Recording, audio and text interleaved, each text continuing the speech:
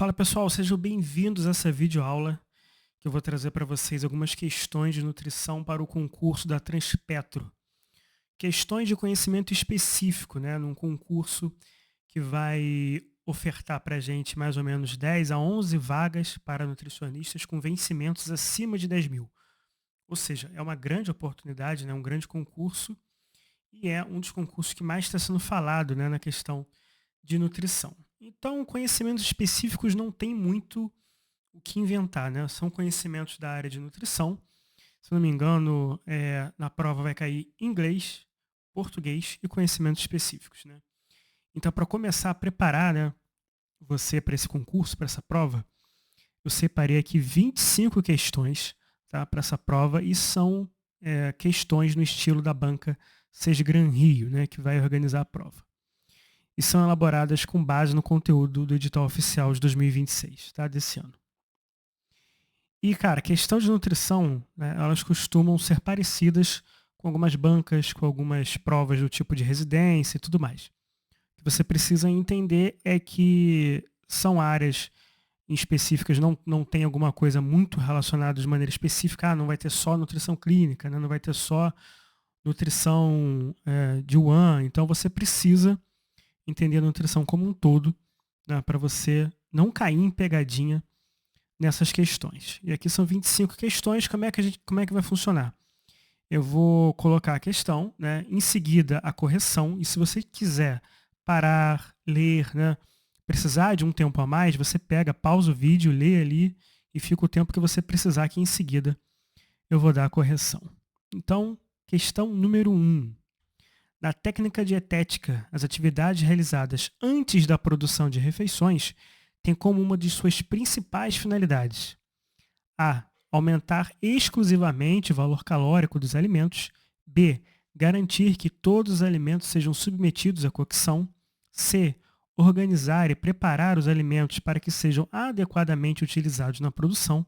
D. Substituir o planejamento do cardápio. Ou E. Eliminar a necessidade de controle higiênico sanitário.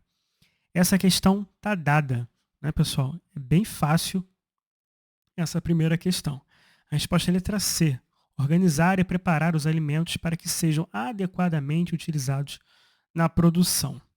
Vale lembrar que o pré-preparo envolve operações como seleção, higienização, descasque, corte e pesagem, preparando os alimentos para a produção. Então essa daí está muito fácil, né? Está dada praticamente. Questão número 2. Durante o pré-preparo de hortaliças, uma medida que contribui para reduzir perdas nutricionais é: a. Deixar os vegetais picados imersos em água por longo período. B. Realizar cortes muito pequenos e antecipados. C. Utilizar água corrente em excesso durante todo o processo. D. Higienizar e cortar os vegetais de maneira adequada, evitando exposição desnecessária. Ou letra E. Cozinhar previamente todas as hortaliças. Essa também, né, não está nada difícil, né, pessoal? A resposta da 2 é a letra D. Higienizar e cortar os vegetais de maneira adequada, evitando exposição desnecessária. Cortes e exposição excessivos podem aumentar perdas nutricionais, e especialmente de vitaminas sensíveis à água, luz e calor, né? Isso é uma questão bem técnica e dietética mesmo, né? Número 3. O fator de correção é utilizado em técnica dietética principalmente para: letra A. Avaliar a qualidade proteica dos alimentos. B. Determinar a quantidade de alimento a ser adquirida considerando as perdas no pré-preparo. C. Calcular a necessidade energética individual. Letra D. Determinar o rendimento após a cocção. Ou letra E. Calcular exclusivamente o custo da mão de obra. Isso daí também não está difícil, pessoal. A resposta é a letra B. Determinar a quantidade de alimentos a ser adquirida considerando as perdas no pré-preparo.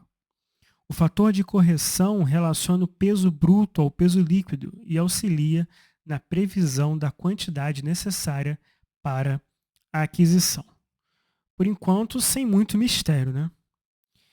Vamos ainda falar de fator de correção na questão 4. Um alimento apresenta o peso bruto de 1.200 gramas e peso líquido de 1.000 gramas. Seu fator de correção é A, 0,83, B, 1, C, 1,20, 2. Quer dizer, D, 2 ou letra E, 2,20. Qual é aí o fator de correção? Essa também tá bem fácil, né, pessoal?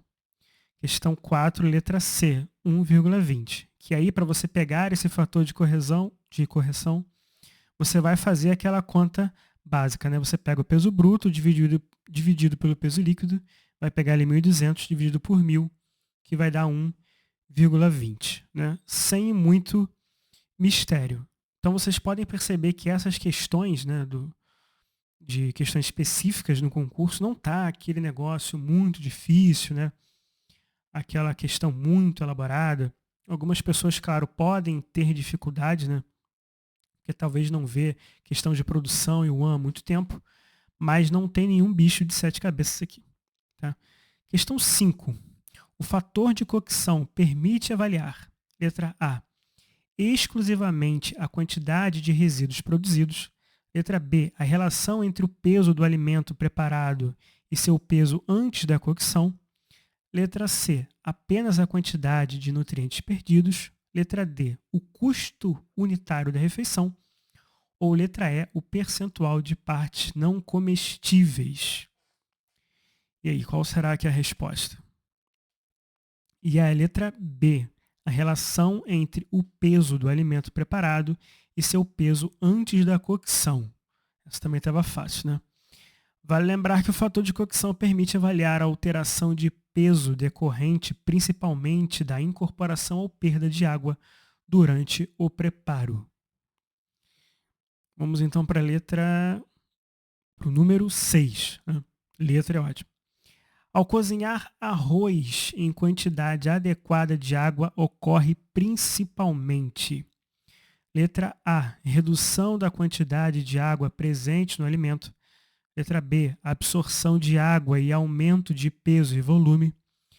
Letra C, eliminação completa do amido. Letra D, redução obrigatória do volume final. Letra E, transformação das proteínas em lipídios. Essa letra E aqui brincou, né? Então a gente já sabe aí de cara que não é a letra E. Então qual é a resposta da 6? Essa também está bem fácil, né, pessoal? A 6 é letra B, absorção de água e aumento de peso e volume. É importante lembrar que o arroz absorve água durante a cocção, aumentando seu peso e volume. Né? Quando a gente tem uma preparação de proteína, por exemplo, ela perde água, né? E aí perde seu peso e seu volume. Alguns alimentos aumentam com a questão da água. Então é importante, né, entender e ter essa noção de quais alimentos perdem ou ganham peso depois da cocção. Número 7. Em relação aos métodos de cocção, é correto afirmar que, letra A cocção seca utiliza obrigatoriamente água em abundância. B, a cocção úmida caracteriza-se pela utilização de meio aquoso ou vapor. C, a cocção por calor seco é exclusiva para vegetais. D, o vapor não é considerado método de cocção. Letra E, fritura e fervura possuem o mesmo mecanismo de transferência de calor. Essa está um pouquinho mais complicada, mas nada de outro mundo. Né? A resposta é a letra B. A cocção úmida caracteriza-se pela utilização de meio aquoso ou vapor.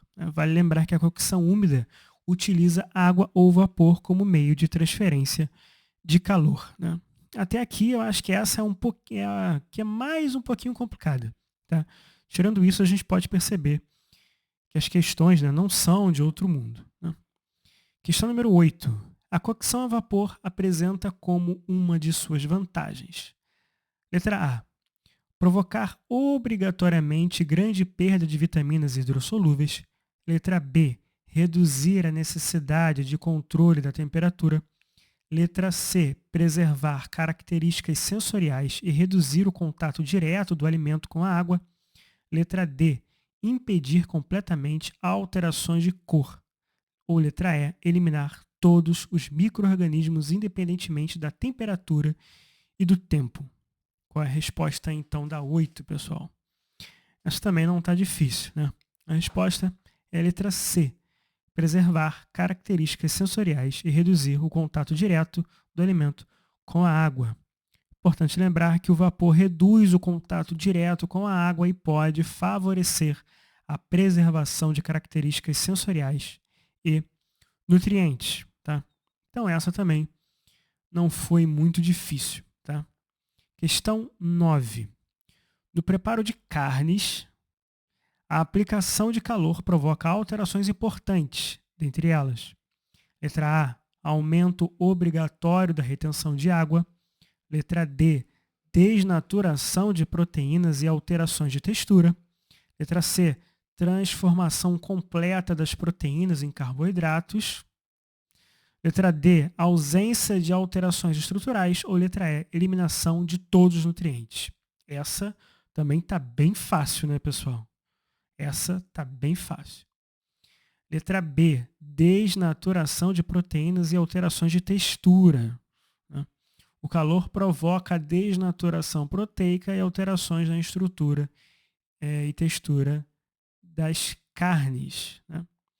Então essa também não estava difícil. Né? Você vê que algumas opções aqui é eliminação de todos os nutrientes. Caramba! Né? Algumas já vão por eliminação automática. Né? A gente nem precisa fazer muita força. Questão 10. Em relação às hortaliças verdes, o cozimento excessivo pode contribuir para: letra A, intensificação permanente da cor verde. Letra B, redução de perdas de nutrientes hidrossolúveis. Letra C, alterações de cor, textura e perdas nutricionais. Letra D, aumento obrigatório do teor de vitamina C. Ou letra E, preservação integral dos pigmentos. Qual é a resposta, então, da questão 10? A questão 10 é a letra C, alterações de cor, textura e perdas nutricionais. Vale lembrar que cocção excessiva pode provocar alterações de cor, textura e perdas de nutrientes hidrossolúveis. Até aqui, nenhuma grande questão muito difícil. Né? A gente pode perceber que não tem um grande mistério ali dentro das questões e até agora a maioria das questões sobre o AN. Né? Questão 11. No planejamento de um cardápio, a combinação adequada de preparações deve considerar: letra A, apenas o custo dos ingredientes. Letra B, exclusivamente a preferência do cozinheiro. Letra C, aspectos nutricionais, sensoriais, culturais, econômicos e operacionais. Letra D, somente a aparência das preparações. Ou letra E, apenas a quantidade de calorias. Qual é a resposta da questão 11? Eu acho que essa daí tá meio entregue. E a resposta é a letra C, aspectos nutricionais, sensoriais, culturais, econômicos e operacionais. Né? Um bom cardápio precisa conciliar aspectos nutricionais, sensoriais, culturais, econômicos e operacionais, né, pessoal? Então essa daí também é mais uma questão assim dada, né, pra gente. Questão 12. Um cardápio considerado equilibrado deve apresentar: letra A, repetição frequente das mesmas preparações. Letra B, predominância obrigatória de alimentos fritos. Letra C, variedade de alimentos, cores, sabores, texturas e técnicas de preparo.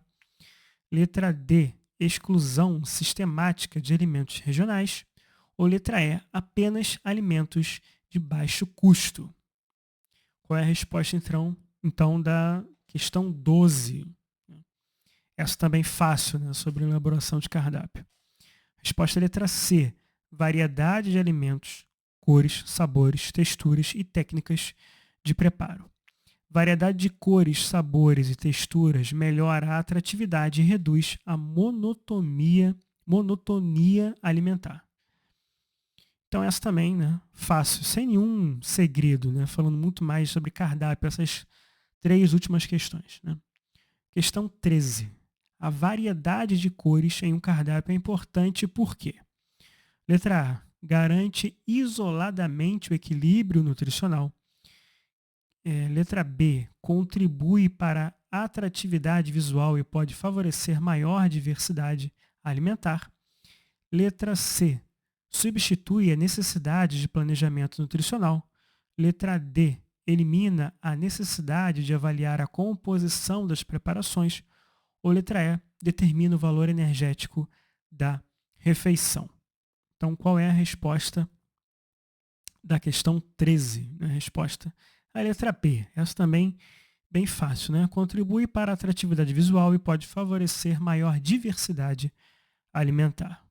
A variedade visual aumenta a atratividade e pode estimular maior diversidade no consumo.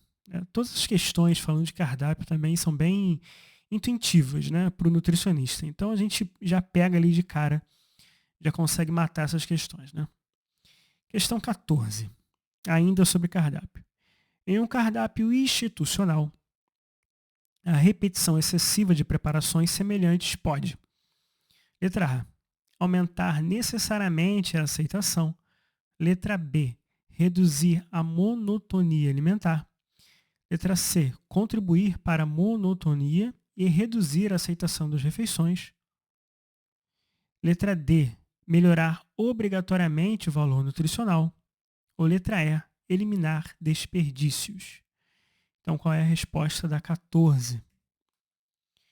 Resposta letra C, contribuir para a monotonia e reduzir a aceitação das refeições. Repetições excessivas de preparações semelhantes favorecem a monotonia e podem reduzir a aceitação. Fácil também, né?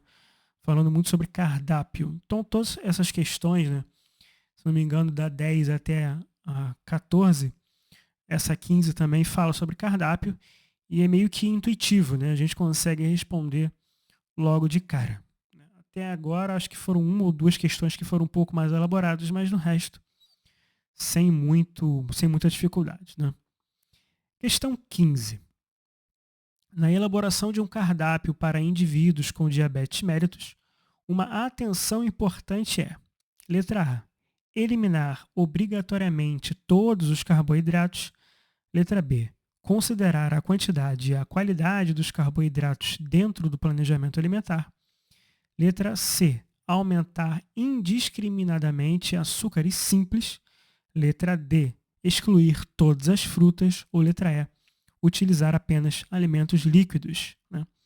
Essa daí pode causar até um pouco de confusão, né? Porque tem uma galera que pode querer marcar a letra D, né? Excluir todas as frutas, né? Mas essa daí também não está difícil, né, pessoal? A resposta da questão 15 é a letra B. Considerar a quantidade e a qualidade dos carboidratos dentro do planejamento alimentar, né? No diabetes, não se elimina necessariamente o carboidrato. Considera-se quantidade, qualidade e a distribuição. Essa daí um pouquinho mais elaborada, mas nada difícil, né? Questão 16.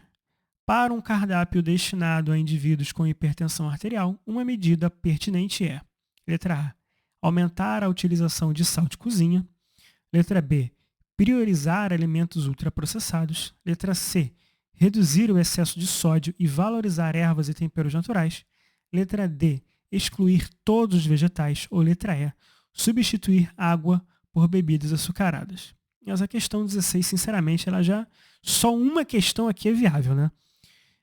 Só uma questão aqui que você vê, né? Só uma das opções realmente faz sentido, porque todas as outras eu acho que o cara está querendo matar o paciente, né? A pessoa não está querendo cuidar dela, ou então servir ela da melhor maneira, né? E é claro que a resposta é a letra C, reduzir o excesso de sódio e valorizar ervas e temperos naturais. Ervas e especiarias podem melhorar a palatabilidade, auxiliando na redução do uso excessivo de sal. Essa daqui é a mais escancarada, né? Até agora, eu acho, né? Essa daí estava bem fácil, né? Estava entregue mesmo. Questão 17. No planejamento de uma dieta com restrição de sódio, o profissional deve estar atento principalmente para: letra A, somente ao sal adicionado durante a cocção. Letra B, apenas aos alimentos doces. Letra C, ao sódio naturalmente presente e, principalmente, ao adicionado e aos produtos industrializados. Letra D, exclusivamente ao consumo de água. Ou letra E, somente à temperatura dos alimentos. Essa também, né? Fácil, né? Letra C, ao sódio naturalmente presente e, principalmente, ao adicionado e aos produtos industrializados. O controle do sódio deve considerar tanto o sal adicionado quanto produtos industrializados em ingredientes naturalmente ricos. Tá? Essa também fácil, né, pessoal? Questão 19. Uma dieta de consistência pastosa caracteriza-se por: letra A, alimentos necessariamente líquidos e transparentes. Letra B, preparações com textura homogênea e facilidade para mastigar e deglutir. Letra C, alimentos exclusivamente crus. Letra D, preparações secas e crocantes. Ou letra E, ausência completa de alimentos fontes de proteínas. Então, qual é a consistência de uma dieta pastosa, pessoal? Essa também, né? Essa é mais para quem é da área clínica, né? Quem já estudou aí a área clínica sabe que a resposta é a letra B, preparações com textura homogênea e facilidade para mastigar e deglutir. A consistência pastosa exige preparações geralmente homogêneas e com pouca necessidade de mastigação. Né? Nenhum bicho de 7 cabeças essa questão 19. Né? Questão 20. Em uma dieta líquida, deve-se considerar: letra A, exclusivamente a temperatura das preparações. Letra B, a consistência e a capacidade do alimento ser oferecido na forma líquida, conforme a indicação dietética. Letra C, somente o teor de proteínas. Letra D, obrigatoriamente a exclusão de todos os nutrientes. Ou letra E, apenas o sabor. A 20 também, bem fácil, né?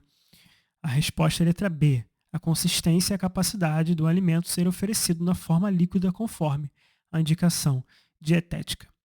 A dieta líquida é definida principalmente pela consistência compatível com a indicação dietética. Então essa daí, né? Fácil. Né? Questão 21. Na preparação de uma sopa para dieta com restrição de sódio, uma estratégia adequada é: letra A, aumentar a quantidade de caldo industrializado. Letra B, utilizar temperos naturais, ervas e especiarias para intensificar o sabor. Letra C, adicionar molho de soja em grande quantidade. Letra D, utilizar carnes processadas para aumentar o sabor. Ou letra E, acrescentar sal ao final sem controle. Essa questão 21 também, né? Nada difícil aqui. Resposta é letra B. Utilizar temperos naturais, ervas e especiarias para intensificar o sabor. Essa questão é parecida, né, com uma que a gente já teve aqui agora há pouco. Ervas e especiarias são estratégias gastronômicas úteis para melhorar o sabor sem depender do excesso de sódio. Questão 21, fácil também, né? Questão 22. Em relação aos temperos utilizados na gastronomia, as ervas e especiarias são, né? Letra A, possuem função exclusivamente decorativa. Letra B, podem contribuir para aroma, sabor e identidade das preparações. Letra C, devem substituir obrigatoriamente todos os ingredientes. Letra D, não interferem nas características sensoriais. Letra E, são utilizadas apenas em preparações doces. Qual é a resposta da 22? É a letra B, né? Para surpresa de 0 pessoas. Podem contribuir para o aroma, sabor e identidade das preparações. Pessoal, condimentos contribuem significativamente para aroma, sabor, identidade gastronômica. Não está nada difícil identificar qual é a certa nessa 22, né? Se você marcar a letra C deve substituir obrigatoriamente todos os ingredientes, levanta, entrega a prova, fala assim, cara, não consigo fazer. Realmente essa daí também é fácil, né? Sem nenhum mistério. Questão 23. A técnica de branqueamento consiste, em termos gerais, em letra A, submeter o alimento exclusivamente ao congelamento. Letra B, aplicar calor por curto período, geralmente seguido de resfriamento, para objetivos específicos de conservação ao preparo. Letra C, fritar o alimento em óleo abundante. Letra D, deixar o alimento em temperatura ambiente. Ou letra E, desidratar o alimento completamente. Essa questão 23 está um pouquinho mais elaborada, né? Então algumas pessoas podem até ficar em dúvida, podem errar ali e não saber o que é a técnica de branqueamento, né? No que ela consiste. A resposta é a letra B, aplicar calor por curto período, geralmente seguido de resfriamento, para objetivos específicos de conservação ou preparo. Vale lembrar, pessoal, que o branqueamento envolve a aplicação breve de calor, geralmente seguida de resfriamento. Tá?